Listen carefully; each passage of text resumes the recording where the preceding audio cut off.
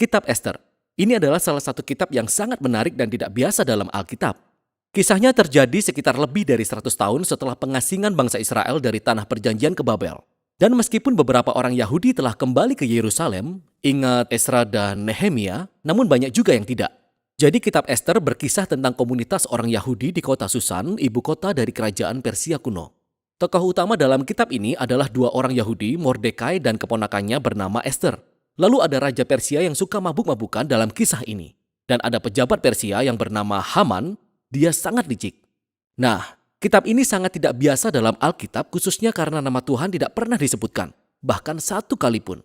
Dan mungkin ini sangat mengejutkan bagi kita. Maksud saya, bukankah Alkitab ini tentang Tuhan?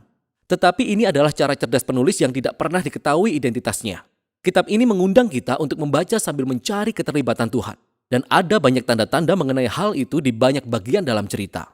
Kisah ini penuh dengan kutipan kebetulan yang sangat aneh dan pembalikan yang ironis. Dan semua itu memaksa kita untuk melihat bahwa tujuan Tuhan sedang dikerjakan dari balik layar. Mari kita selami kisahnya. Kitab ini diawali dengan Raja Persia yang mengadakan 2 kali perjamuan yang berlangsung selama total 187 hari. Dan semua itu bertujuan untuk memamerkan kebesaran dan kemegahannya. Pada hari terakhir perjamuan, Raja sangat mabuk dan dia meminta istrinya, Ratu Wasti, untuk tampil dalam pesta itu dan memamerkan kecantikannya. Ratu Wasti menolak dan dengan sangat marah, Raja menurunkan tahta Ratu Wasti dan membuat ketetapan yang konyol bahwa semua laki-laki Persia sekarang harus menjadi tuan di rumah mereka. Lalu Raja mengadakan kontes kecantikan karena dia ingin menemukan ratu yang baru. Ini seperti sebuah opera sabun yang buruk. Tapi disinilah kita diperkenalkan pada sosok Ester dan Mordekai. Ester menyembunyikan identitas Yahudinya dan mengikuti kontes kecantikan tersebut. Dan menang. Dan Raja sangat terobsesi dengan Ester sehingga dia mengangkat Ester menjadi Ratu Persia yang baru. Setelah itu, secara kebetulan, Mordekai tanpa sengaja mendengar 2 orang sida-sida Raja bersekongkol untuk membunuh Raja. Lalu Mordekai memberitahu Ester. Dan Ester memberitahu Raja dan Mordekai mendapat penghormatan karena telah menyelamatkan Raja. Nah, di sini, sejak awal nama Tuhan tidak pernah disebutkan sama sekali. Namun semua ini seperti sudah diatur oleh Tuhan. Apa yang sebenarnya ingin dilakukan oleh Tuhan, kita harus terus membacanya. Selanjutnya kita diperkenalkan kepada sosok Haman yang sebenarnya bukan orang Persia. Dia disebut orang Agag. Dia merupakan keturunan dari orang Kanaan kuno. Ingat 1 Samuel pasal 15. Raja mengangkat Haman ke posisi paling tinggi dalam kerajaan. Dan Raja memerintahkan semua orang untuk sujud kepada Haman. Nah, ketika Mordekai melihat Haman, dia menolak untuk sujud. Yang tentunya membuat Haman sangat marah. Dan ketika Haman mengetahui bahwa Mordekai adalah orang Yahudi, Haman berhasil meyakinkan Raja untuk memberlakukan ketetapan yang gila ini, yaitu untuk melenyapkan semua orang Yahudi. Dan untuk menentukan hari pembantaian orang Yahudi, Haman melempar dadu. Dadu disebut pur dalam bahasa Ibrani. Kita simpan hal ini untuk nanti. 11 bulan kemudian, pada tanggal 13 bulan Adar, semua orang Yahudi akan dibantai. Kemudian Haman dan Raja mengadakan perjamuan minum untuk merayakan keputusan mereka yang mengerikan ini. Nah, sekarang fokusnya beralih ke Mordekai dan Ester yang merupakan satu-satunya harapan bagi orang Yahudi. Mereka menyusun sebuah rencana bahwa Ester akan mengungkapkan identitas Yahudinya kepada Raja dan meminta Raja untuk membalikkan ketetapan yang sudah dibuatnya.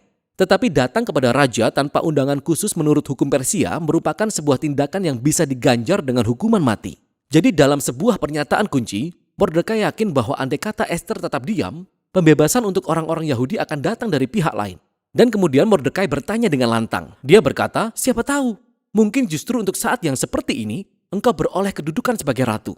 Ester menanggapi dengan keberanian dan dia memutuskan untuk menghadap Raja dengan sebuah kalimat yang luar biasa. Kalau terpaksa aku mati, biarlah aku mati. Dan kita akan melihat terjadinya pembalikan yang ironis atas rencana-rencana jahat Haman.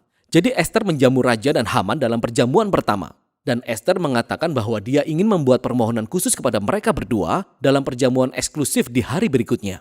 Haman meninggalkan perjamuan pertama dalam keadaan mabuk dan dia bertemu Mordekai di jalan. Dia menjadi penuh dengan amarah.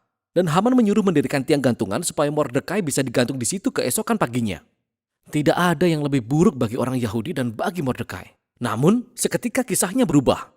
Tiba-tiba malam itu Raja tidak bisa tidur dan dia meminta dibacakan kitab catatan sejarah sebelum tidur. Dan kebetulan Raja mendengar tentang bagaimana Mordekai telah menyelamatkan hidupnya. Dia benar-benar telah lupa. Lalu di pagi hari, Haman datang untuk meminta izin melakukan eksekusi terhadap Mordekai. Dan pada saat itu, Raja meminta Haman untuk menghormati Mordekai di depan halayak, oleh karena dia telah menyelamatkan hidup Raja. Sehingga sekarang, Haman harus mengawal Mordekai mengelilingi kota dengan menunggangi kuda kerajaan dan meminta semua orang menghormati Mordekai. Momen inilah yang menjadi pusat dari keseluruhan kitab ini. Ini adalah momen kejatuhan Haman dan diangkatnya Mordekai ke tampuk kekuasaan. Lihatlah bagaimana semuanya terjadi. Hari berikutnya adalah perjamuan kedua Ester. Jadi raja dan Haman menghadirinya. Dan pertama-tama Ester memberitahukan kepada raja bahwa dia adalah orang Yahudi. Dan kedua, bahwa Haman telah memberlakukan ketentuan untuk membunuhnya dan membunuh Mordekai yang telah menyelamatkan nyawa raja dan untuk membunuh semua orang Yahudi. Saat itu raja sedang mabuk. Jadi ketika dia mendengar kabar itu, dia menjadi marah dalam kemabukannya. Dan dia menitahkan supaya Haman digantung pada tiang yang sudah dia buat untuk Mordekai. Ini adalah cara kematian yang ironis dan tragis bagi Haman. Namun eksekusi mati terhadap Haman tidak menyelesaikan masalah tentang ketetapan untuk membunuh semua orang Yahudi. Sekarang fokusnya beralih kepada Ester dan Mordekai yang menyusun rencana untuk membalikkan ketetapan itu. Mereka mendapati bahwa raja tidak bisa mencabut ketetapan yang sudah dibuatnya. Sebagai gantinya, raja meminta Mordekai untuk membuat ketetapan yang berlawanan. Pada hari yang sudah ditentukan bahwa semua orang Yahudi harus dibunuh, yaitu tanggal 13 bulan Adar, orang Yahudi diperintahkan untuk melindungi dirinya sendiri dan menghancurkan siapa saja yang hendak membunuh mereka. Lalu Mordekai, Ester dan semua orang Yahudi mengadakan perjamuan dan pesta untuk merayakan ketetapan baru ini. Dan Mordekai diangkat sebagai tangan kanan raja. Dan tibalah hari yang telah ditentukan. Orang Yahudi menang atas musuh-musuhnya. Pertama, mereka menghancurkan keluarga Haman dan pejabat Persia lainnya yang ikut bersekongkol dengan rencana Haman. Kemudian di hari kedua, mereka mendapat izin untuk menghancurkan orang-orang yang menentang mereka di seluruh kerajaan. Ini berakhir dengan sukacita dan perayaan karena orang Yahudi diselamatkan dari pembantaian. Kisah ini juga menceritakan bagaimana Ester dan Mordekai membuat ketetapan tentang perayaan tahunan pesta Purim yang berlangsung selama 2 hari sebagai peringatan akan pembebasan orang Yahudi dari kehancuran. Dan nama perayaan ini berasal dari dadu Haman. Ingat, Purim. Kitab ini diakhiri dengan sebuah epilog singkat tentang diangkatnya Mordekai menjadi orang nomor 2 dalam kerajaan. Sekarang kita bisa melihat kemegahan dan kebesaran kekuasaannya ketika orang-orang Yahudi semakin berkembang dalam pengasingan. Mari kita lihat kilas balik kisahnya. Perhatikan bagaimana keseluruhan kisah ini dirancang. Kisahnya penuh dengan momen pembalikan yang ironis, tapi sekarang kita bisa melihat keseluruhan kisahnya dirancang sebagai pembalikan ironis sampai ke hal-hal yang rinci. Jadi kemegahan, pesta, dan keputusan raja pada akhirnya dicerminkan oleh kemegahan, pesta, dan keputusan Mordekai. Ester dan Mordekai pertama-tama menyelamatkan raja. Tapi sekarang pada akhirnya mereka menyelamatkan semua orang Yahudi. Kemudian kita melihat pengangkatan, keputusan, dan perjamuan Haman yang dibalik oleh pengangkatan, keputusan, dan perjamuan Mordekai. Kemudian di bagian tengah, kita menemukan adegan perencanaan Ester dan Mordekai dan kemudian 2 perjamuan yang diadakan oleh Ester yang membingkai momen pembalikan terbesar di sepanjang kisah. Haman yang direndahkan dan Mordekai yang dimuliakan. Sungguh mengagumkan. Hal menarik lainnya dari kitab ini adalah ambiguitas moral tokoh-tokohnya. Ada banyak kemabukan, amarah, seks, dan pembunuhan, di mana Mordekai dan Ester menjadi bagian dari itu semua. Belum lagi pelanggaran mereka terhadap banyak perintah di dalam Taurat, seperti menikahi orang non-Yahudi atau memakan makanan yang tidak halal. Jadi, kisah ini tidak menampilkan sosok Mordekai dan Ester sebagai teladan moral, seolah-olah kitab ini mendukung semua perilaku mereka. Namun mereka ditampilkan sebagai teladan dalam hal tetap percaya dan berpengharapan dalam situasi yang sangat buruk.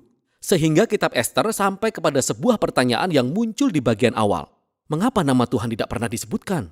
Sepertinya pesan dari kitab ini adalah, saat Tuhan terasa tidak hadir ketika umatnya berada di pengasingan, atau ketika mereka tidak setia kepada Taurat. Apakah ini berarti bahwa urusan Tuhan dengan bangsa Israel telah usai? Apakah Tuhan telah meninggalkan janji-janjinya? Dan kitab Ester mengatakan, tidak. Kitab ini mengundang kita untuk melihat bahwa Tuhan bisa dan sedang bekerja dalam kekacauan dan ambiguitas moral dalam sejarah manusia. Dan dia memakai kesetiaan orang-orang yang bahkan telah berkompromi secara moral untuk mencapai tujuan-tujuannya. Jadi, kitab Ester mengajak kita untuk percaya kepada pemeliharaan Tuhan bahkan ketika kita tidak dapat melihatnya sedang bekerja. Dan tetap berharap bahwa sekalipun situasinya sangat buruk, Tuhan berkomitmen untuk menebus dunianya. Dan itulah isi kitab Ester.